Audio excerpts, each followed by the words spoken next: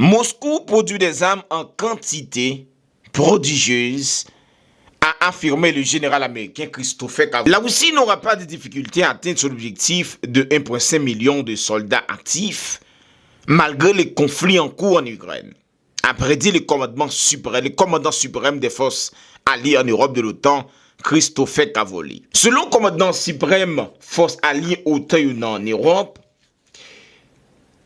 la Russie n'a pas trop de difficultés pour atteindre l'objectif ça qu'elle fixe, c'est-à-dire, mesdames et messieurs, qui c'est 1,5 million de soldats qui actifs sans ne pas compter réserve.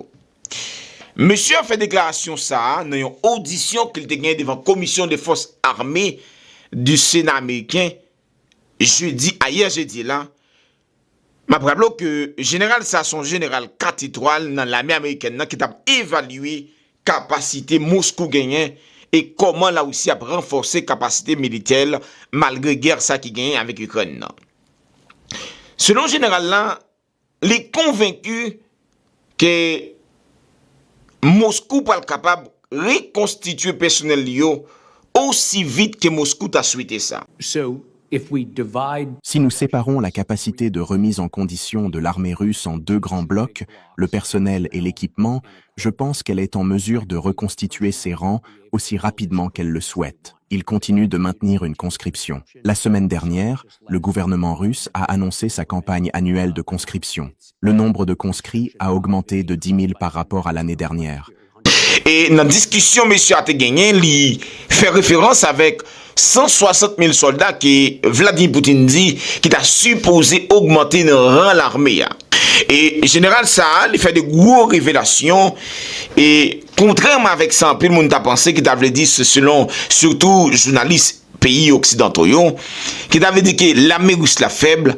Eh bien, Messi a fait connaître que c'est pas vrai malgré un pile perte que l'armée russe a subi dans la guerre ça. Selon Messi, avant que la guerre ça a commencé, là aussi, il y a environ 13 000 chars. Et même si, selon Messi, 4 000 là-dedans a déjà perdu, mais là aussi, il y a une capacité considérable. Dans l'audition, ça va permettre de comprendre pour qui ça Donald Trump, eh bien, l'a discuté avec là aussi doucement comme ça, parce que, eh bien, mais ça reconnaît la capacité là aussi gagnante.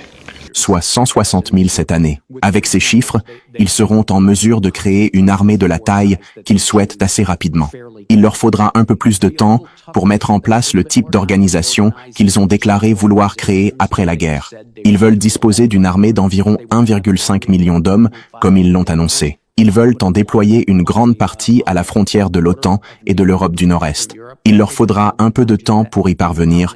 Il s'agirait de quelques années. En ce qui concerne l'équipement, cela dépendra de ce qu'ils perdront encore en Ukraine.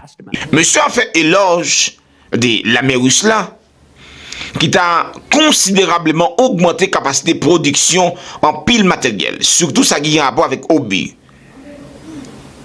Missiles de surtout dans Obi, m'a rappelé que la Russie produit dans un mois plus Obi que toute l'Union européenne produit dans un an. Missiles de croisière. Alors, regardez le type de missiles, donc au Rechnik,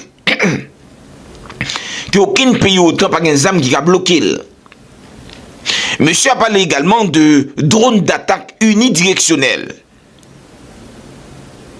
Il parlait également des quantités de l'autre matériel prodigieuses, c'est-à-dire mon monsieur a utilisé prodigieuses, qui est là aussi pas même qu'on utilisait avant guerre ça, qui est là aussi utilisé dans la guerre ça et qui a bien résultat. Donc ça montre qu'évidemment là aussi il y a prendre dans la guerre, mesdames et messieurs, et il développer capacité pour le répondre avec menace que guerre ça qu'a représenté pour lui.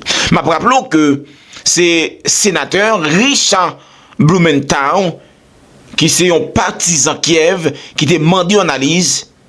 Il y a une façon pour le comprendre. Est-ce que là aussi qui a représenté une menace pour autant? Est-ce que là aussi qui a représenté une menace pour les États-Unis d'Amérique? Je vais regarder la vidéo et tendez qui déclaration monsieur a fait, mais l'autre bagage qui est très important, c'est que non seulement de 1,5 million à 1,5 million de soldats ça, que monsieur a parlé, mais objectif là aussi gagné, c'est pour gagner minimum 2,4 millions de soldats. Et dans 2,4 millions de soldats ça, tu as supposé gagner minimum 1,5 qui c'est soldats actifs. Et là aussi, les justifier déclaration ça pour bien position ça hein, par rapport avec menace les ensemble des pays autant yo qui viennent mettre base tout près frontière représenté pour la souveraineté de la Russie. Et le Kremlin défend tête les pour le dire eh bien soldats ça veut gagner c'est pour défendre tête yo mais c'est pour pas gagner pour attaquer pièce monde. Bon qui to regarder vidéo ça et puis fait me connaître qui sont pensés dans espace commentaire là. Est-ce que monsieur a bien raison pour le paix là aussi dans le niveau ça ou bien est-ce que j'en dis là aussi perdu dans capacité te gain avant guerre pour nous-mêmes est-ce que là aussi perdu dans capacité ou bien est-ce que capacité là aussi augmenté malgré guerre ça. Si nous séparons la capacité de remise en condition de l'armée russe en deux grands blocs, le personnel et l'équipement, je pense qu'elle est en mesure de reconstituer ses rangs aussi rapidement qu'elle le souhaite. Il continue de maintenir une conscription. La semaine dernière, le gouvernement russe a annoncé sa campagne annuelle de conscription. Le nombre de conscrits a augmenté de 10 000 par rapport à l'année dernière, soit 160 000 cette année. Avec ces chiffres, ils seront en mesure de créer une armée de la taille qu'ils souhaitent assez rapidement. Il leur faudra un peu plus de temps pour mettre en place le type d'organisation qu'ils ont déclaré vouloir créer après la guerre. Ils veulent disposer d'une armée d'environ 1,5 million d'hommes, comme ils l'ont annoncé. Ils veulent en déployer une grande partie à la frontière de l'OTAN et de l'Europe du Nord-Est. Il leur faudra un peu de temps pour y parvenir, il s'agirait de quelques années. En ce qui concerne l'équipement, cela dépendra de ce qu'ils perdront encore en Ukraine. Ils ont perdu une grande quantité d'équipements à l'intérieur de l'Ukraine. Ils ont commencé la guerre avec près de 13 000 chars en service et en stock.